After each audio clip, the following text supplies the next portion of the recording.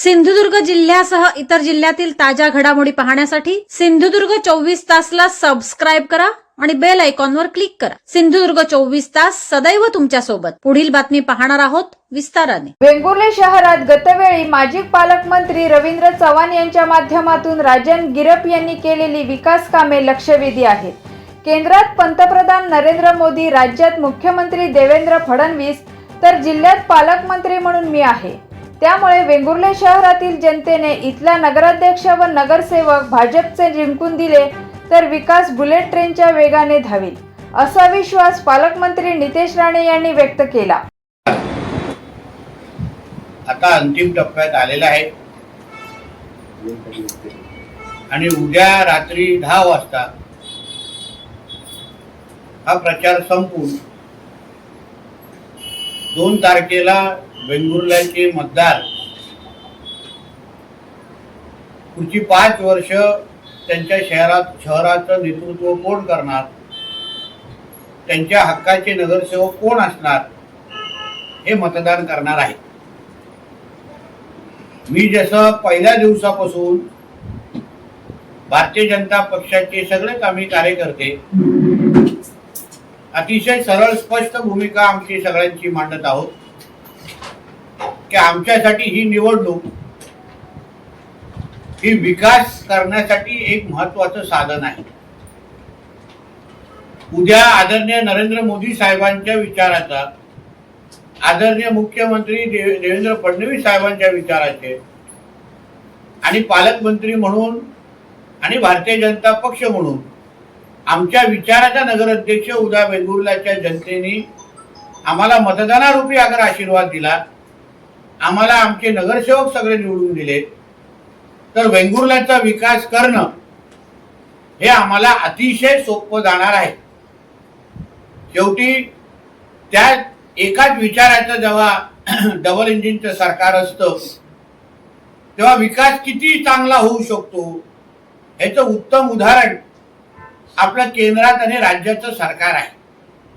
तसंच आता triple engine जोडण्याची वेळ आलेली आहे आणि जेव्हा नगराध्यक्ष आमच्या भारतीय जनता पक्षाचा येईल तेव्हा जेव्हा आमचे रवी चव्हाण साहेब या जिल्ह्याचे पालकमंत्री होते आणि राजन गिरपजींनी नगराध्यक्ष म्हणून जे काही ह्या दोघांनी काम केलं, विकास केला, जो आज जनता खुल्या डोळ्यांनी पाहू शकते, तो परत एकदा विकास करण्याची संधी पुढची 5 वर्ष आपल्यासाठी चालून आलेली आहे।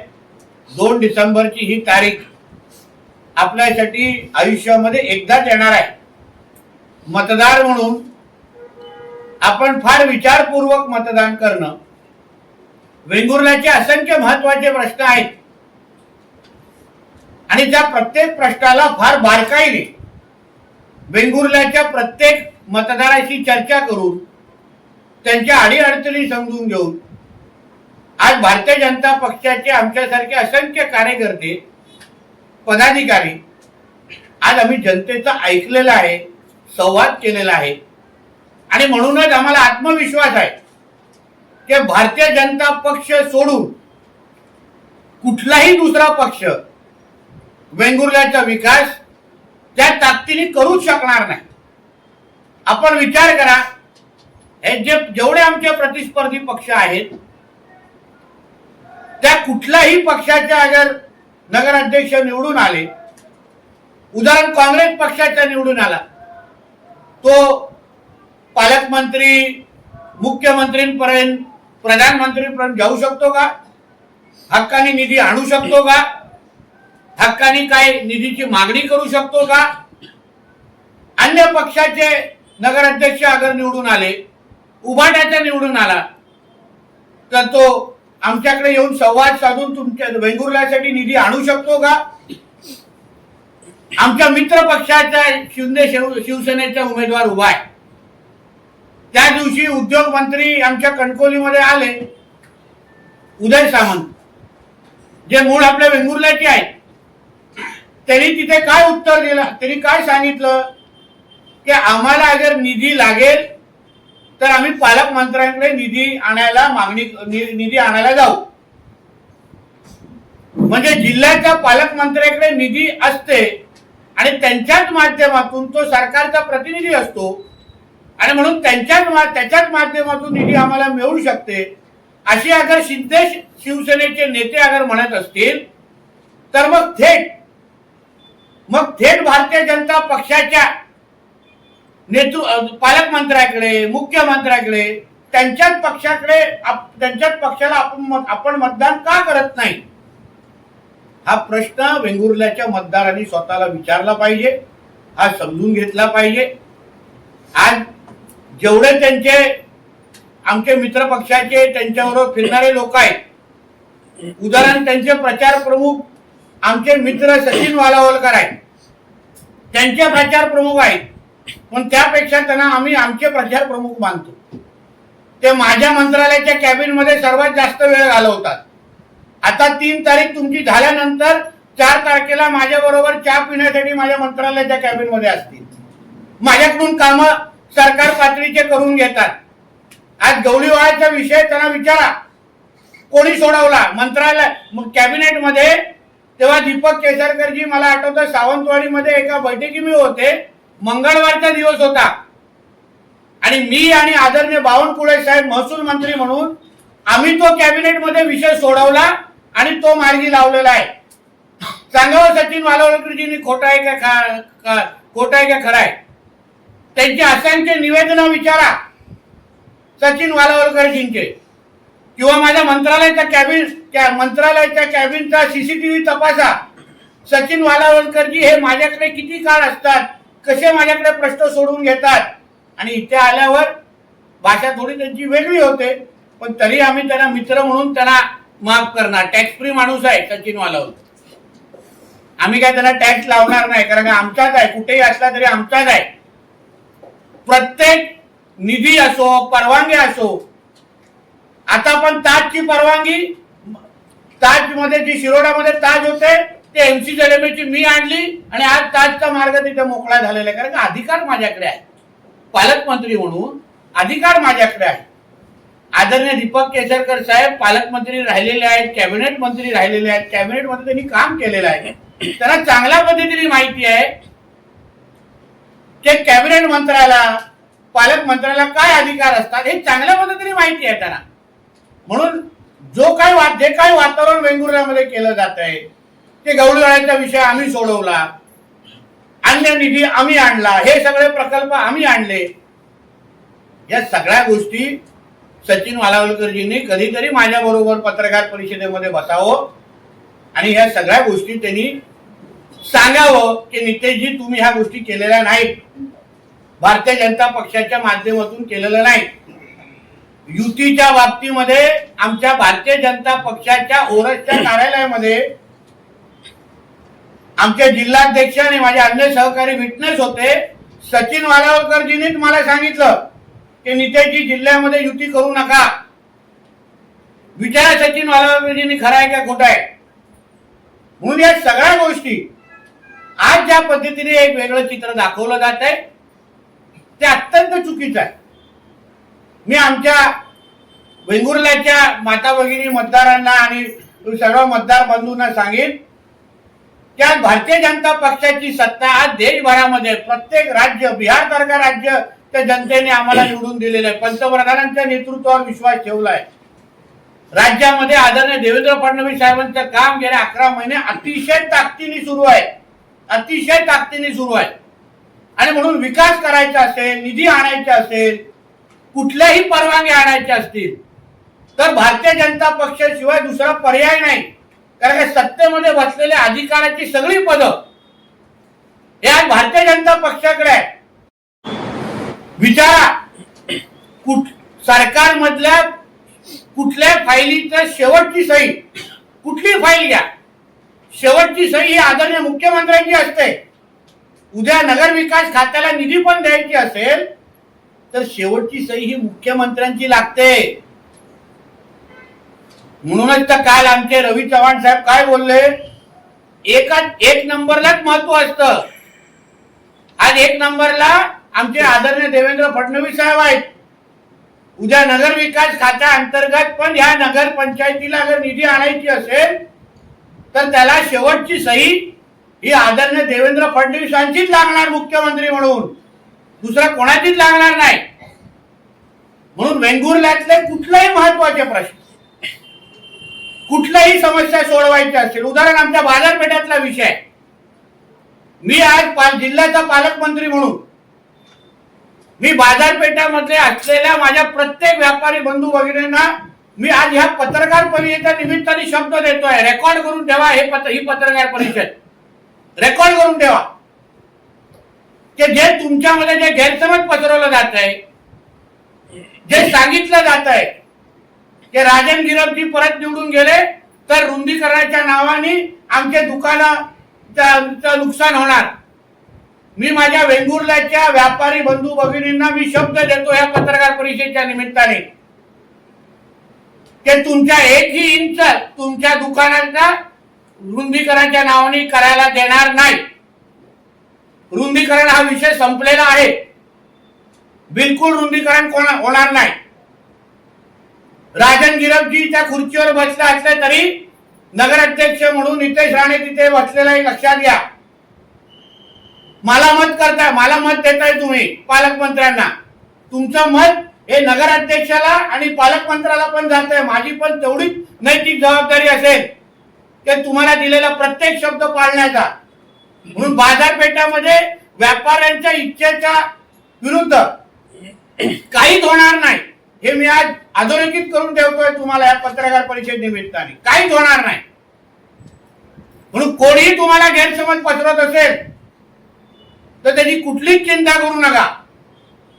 मी असेपर्यंत कुठल्याही व्यापाऱ्यांच्या विरोधात निर्णय घ्यायला देणार नाही. कुठलाही एकही रुंदीकरणाचं काम तो विषय आता थांबलेला आहे. जे होईल व्यापाऱ्यांना विश्वासात घेतल्यानंतर चर्चा करू, मग नंतर बघू. दुसरा 6 आणि 7 नंबर वॉर्ड मध्ये जमिनी एकाची आहेत, घरं दुसऱ्याची आहेत. मी आज जिल्ह्याचा पालकमंत्री म्हणून आणि सरकारचा प्रतिनिधी म्हणून मी तुम्हाला त्या वॉर्डच्या जनतेला मी विश्वास देतो. प्रॉपर्टी कार्ड तुमच्या नावाने करण्याचं काम आज जिल्ह्याचा पालकमंत्री म्हणून नितेश राणे तुम्हाला करून देईल. कोणालाही त्या बाबतीमध्ये इकडे तिकडे जायची गरज वाटणार नाही. जसं या इकडच्या निवडणुका संपतील मी कलेक्टरांना मीटिंग लावायला सांगेन आणि तुमच्या नावाने प्रॉपर्टी कार्ड करून देण्याचा आदेश देऊन टाकेन आणि ते काम तुम्हाला करून देईल. तुम्ही निश्चिंत राहा. म्हणून अशा पद्धतीच्या कुठल्याही चुकीच्या अफवांना तुम्ही बळी पडू नका. शेवटी सत्ता कोणाकडे आहे, निर्णय कोण घेऊ शकतं, सह्या कोण करू शकतात. आज कुठल्याही शहराला विकास निधी द्यायची असेल तर पालकमंत्री म्हणून माझी सही घेतली जाते. त्या पदाला महत्व आहे. म्हणून ह्या शहरामध्ये 18 प्रकारच्या नागरी सुविधा देणं, ड्रेनेज पासून पार्किंग पासून, आता आपल्या बाजारपेठाच्या निमित्ताने आपल्याला पार्किंगमुळे त्रास होतो. व्यापाऱ्यांची आम्ही चर्चा केली.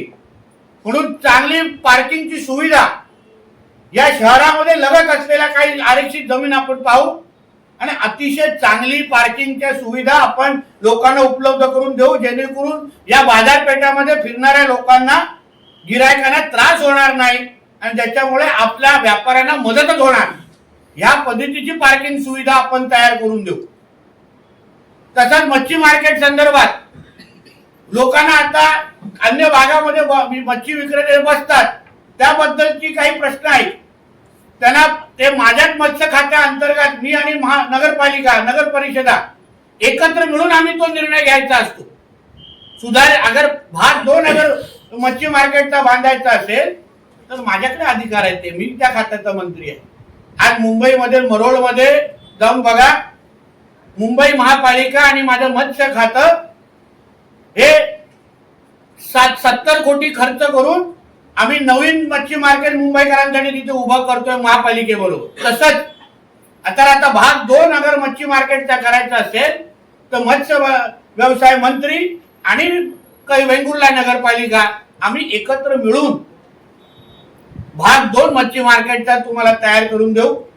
तसंच जो काही तो झुलता पूल ज्याला म्हणतात त्याच्या आजूबाजूला पर्यटन वाढवण्याच्या दृष्टिकोनातून तिथे पार्किंग आणि अन्य गोष्टी ज्याचे सगळी ती आजूबाजूची जमीन ही महाराष्ट्र मेरीटाईम बोर्डकडे आहे.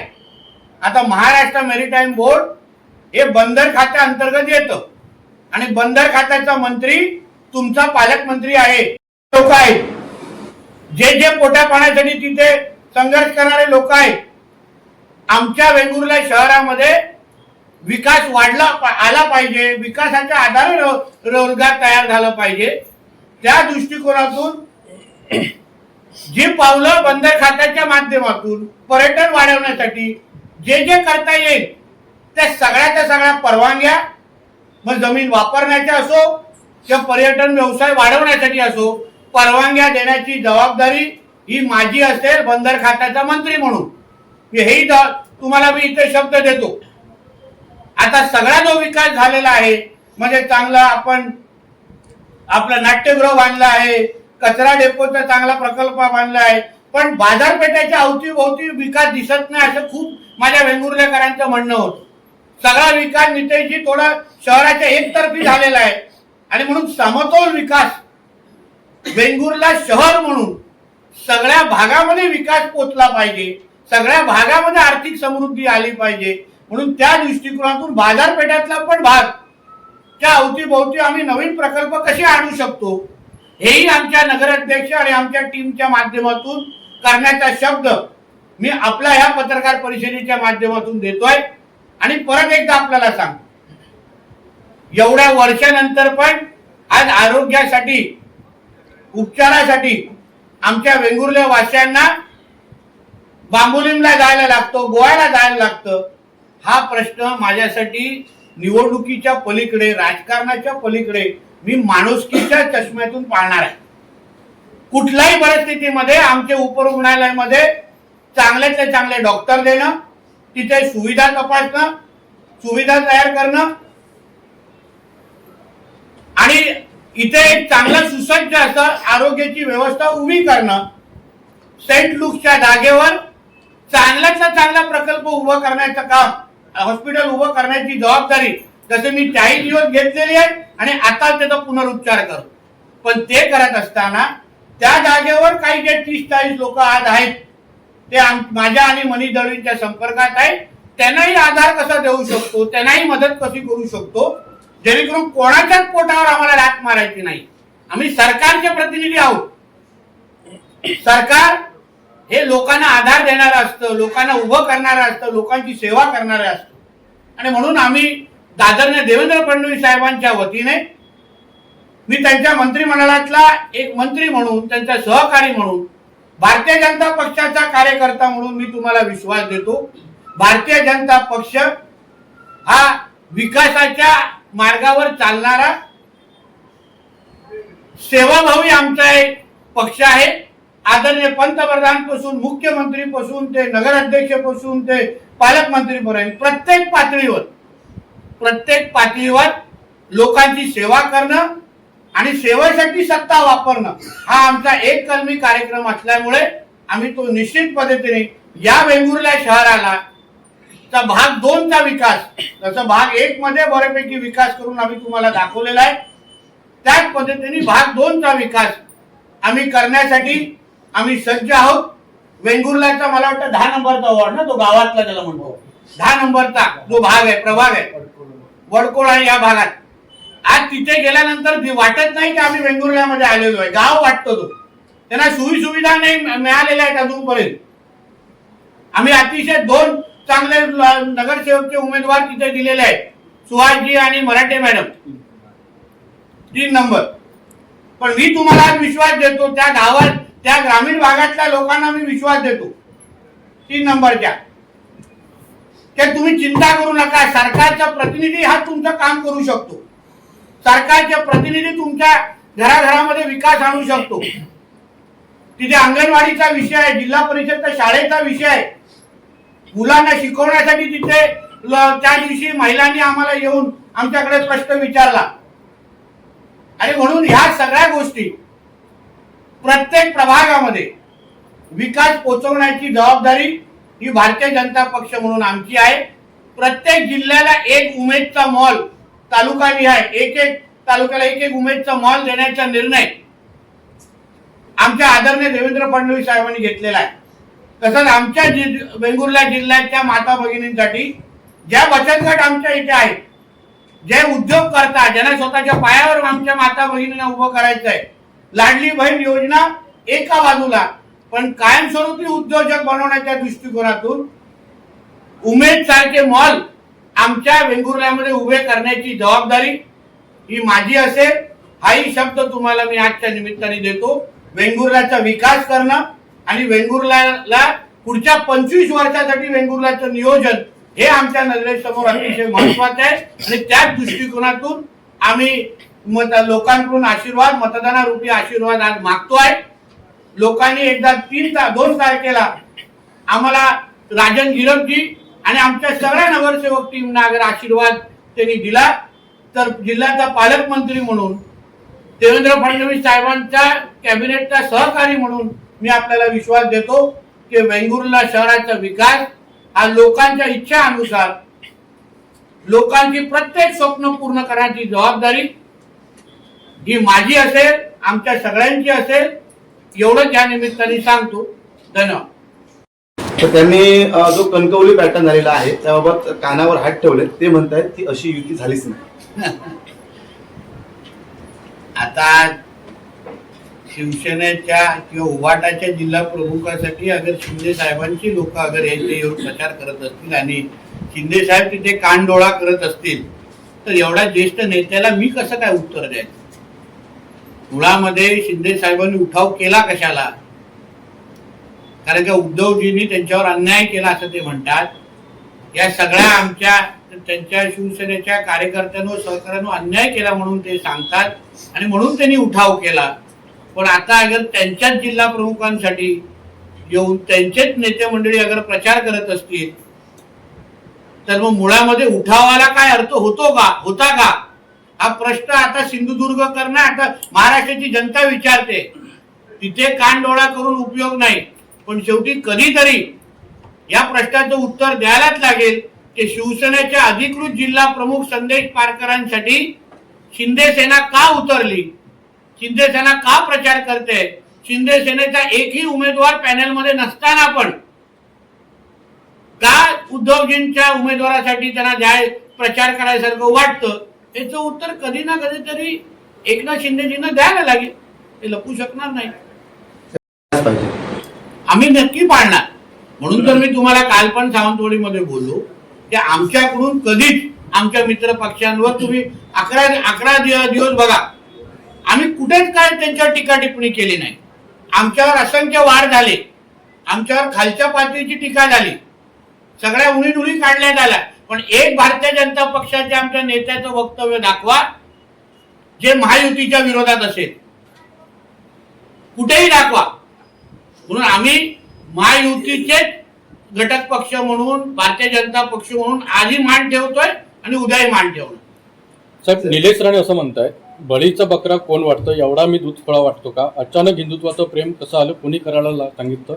माझं काय होईल ते मला माहिती आहे. भिजलेला माणूस काय पावसात घाबरला? नक्की आज त्यांना कदाचित मी जे बोलतोय ते कडू वाटत असेल, पण शेवटी आज नाही तर उद्या निश्चित पद्धतीने कळेल की शिवसेनेमध्ये ज्या पद्धतीने ते रवी चव्हाण साहेबांबद्दल बोलतायत, अजून कोणच नेता रवी चव्हाणजींबद्दल ते जे बोलतायत त्याचं समर्थन करत नाही, त्याचं नाव पण घेत नाही. आणि म्हणून मी त्या दृष्टिकोनातून बोललो की त्यांना बळीचा बकरा केला जातोय. त्यांनी त्याला कुठल्या हिशोबाने पावती, काय राजकीय टीका नव्हती. मी राजकीय टीका मुळीच केली नव्हती, राजकीय वक्तव्य पण ते नव्हतं. मी फक्त एक वस्तुस्थितीची जाणीव करून त्यांना करून द्यायला प्रयत्न केला, एवढाच होत. आणि राणेंचं कुटुंबाचं रक्त हे भगवं आहे हे निलेशजींना चांगल्या पद्धतीने माहिती आहे.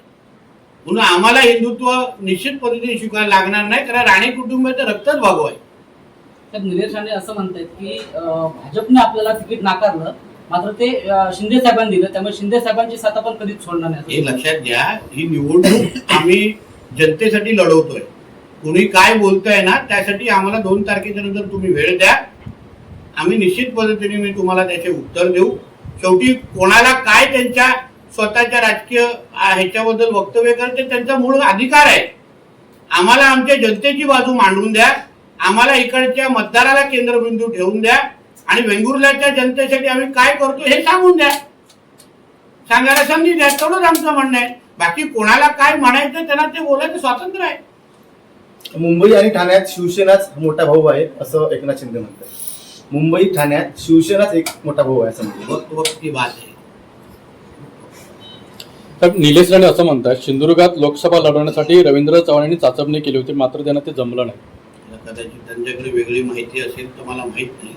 मी परत एकदा तुम्हाला सांगतो, आपल्याला ही येणारे 48 तास ही जनतेच्या दृष्टिकोनातून महत्वाचे आहेत. तुम्हाला कदाचित केरोसिन घेऊन अगर फिरायचं असेल, तेल टाकत फिरायचं असेल तर ती माझी चूक नाही. माझ्यासाठी ही निवडणूक जनतेसाठी, माझ्या मतदारांसाठी मी लढवतोय. कोणाला काय उत्तरं द्यायची आहेत, कोणाला काय त्याच्याबद्दल राजकारणाबद्दल त्यांना पूर्ण पद्धतीने स्वातंत्र्य आहे. मी वेंगुर्ल्याच्या जनतेसाठी आमच्या असलेला प्लॅन आपल्या सगळ्यांच्या समोर ठेवलेला आहे आणि म्हणून त्या दृष्टिकोनातून मी आपल्या समोर विषय मांडलेला आहे. साहेब, भाजप हा बाटलेला पक्ष आहे अशी माणिकराव कोकाटे यांनी टीका केली. मला असं वाटतं ह्याचं उत्तर मुख्यमंत्री साहेब त्यांना निश्चित पद्धतीने देतील. त्यांना कृषी मंत्रीवरून क्रीडा मंत्री का केलं त्याचं अतिशय उत्तम प्रदर्शन ते स्वतःच करतायत. एक सर प्रश्न फक्त आहे. नगर परिषद निवडणुकीतून मविया गायब झाली आहे अशी टीका एकनाथ शिंदे करतात आणि त्याचबरोबर ते असं म्हणतायत की दोन्ही भाऊ म्हणजे ठाकरे बंधू एकत्र जरी आले तरी सत्ता जी आहे ती महायुतीचीच येईल. ते बरोबर आहे. कारण का शेवटी महाविकास आघाडीला आता दुर्बीण घेऊन शोधायला लागतंय. दुर्बीण घेऊन आहेत कुठे सगळ्यावर टीव्हीवर महायुतीच दिसते. आम्ही महायुतीचेच सगळे लोक आजूबाजूला तिथे दिसतोय आणि म्हणून त्यांच्या मुद्द्याला अतिशय मी दुजोरा देतो. अतिशय योग्य पद्धतीने ते बोललेले आहे की महाविकास आघाडी पुढे दिसत नाही. भावपूर्ण श्रद्धांजली झालेली आहे. सर सिंधुदुर्ग सर आता बसा ना भाऊ. रम्य समुद्रकिनारे, वळणावळणाचे रस्ते आणि टुमदार मंदिरे पाहण्यासाठी पर्यटकांची पसंती नेहमी कोकणाला असते. निसर्गाच्या समृद्धी बरोबरच फिरताना कोकणात मनमुराद निसर्गाचा आनंद लुटण्यासाठी आलाय तर मग कशाला करता राहण्याची चिंता. देवगड येथील Swami residency AC non AC rooms तुमच्या बजेटमध्ये उपलब्ध. संपर्क 917511 0202 942114 5424 8600 7307 00. मग कसला विचार करताय, येताय ना देवगड येथील स्वामी रेसिडेन्सीला भेट द्यायला. सिंधुदुर्ग जिल्ह्यासह इतर जिल्ह्यातील ताज्या घडामोडी पाहण्यासाठी सिंधुदुर्ग 24 तासला सबस्क्राईब करा आणि बेल आयकॉनवर क्लिक करा. सिंधुदुर्ग 24 तास सदैव तुमच्या सोबत.